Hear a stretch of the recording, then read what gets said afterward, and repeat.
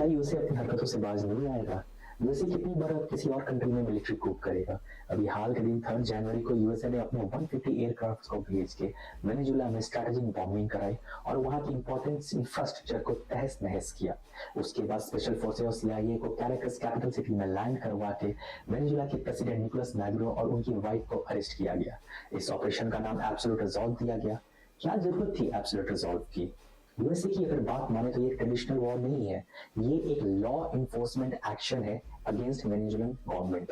US के according Nicolas Maduro cartel of the sun नाम का एक क्रिमिनल ऑर्गेनाइजेशन स्टैब्लिश किया है with the help of Venezuelan military, और ये ऑर्गेनाइजेशन नार्को टेररिज्म को बहुत बढ़ावा देती है थ्रू ड्रग ट्रैफिकिंग और flooding various drug in the United state. US की अगर बात माने तो निकोलस मैडुरो एक इलेजिटिमेट लीडर है जिसने 2024 वेनेजुएलन प्रेसिडेंशियल इलेक्शन में फ्रॉड किया है, उसे जीता है और अपने ऑपोजिशन लीडर को इलीगली सप्रेस किया है।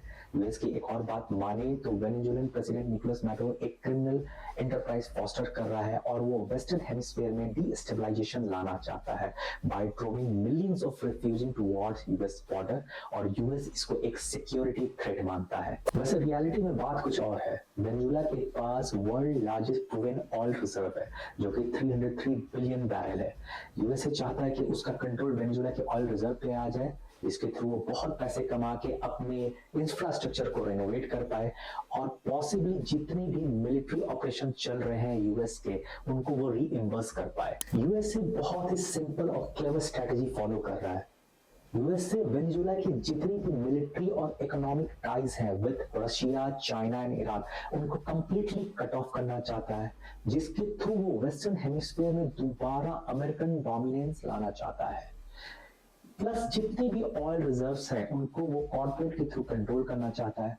ये सारी बातें एक ही तरफ इशारा कर रही हैं, वेस्टर्न हेमिस्फीयर में फुल कंट्रोल और वेनेजुएला में पपेट रेजिम ऑफ यूएस। वैसे यूएसए की पुरानी फितरत है, कहीं पे भी एंटी यूएस चीजें स्टार्ट होती हैं तो वहां पर वेस्टर्न इंटरेस्ट से अलाइन करने के लिए यूएस लॉ इन्फोर्समेंट एक्शन लेता है। लाइक पैनामा 1989 में मिलिट्री ऑपरेशन हुआ था पैनामा कैनाल के कंट्रोल के ऊपर। उसके बाद लीबिया और इराक 2003 और 2011 में ऑयल और गैस रिजर्व के कंट्रोल के लिए भी यूएस ने मिलिट्री ऑपरेशंस की थी।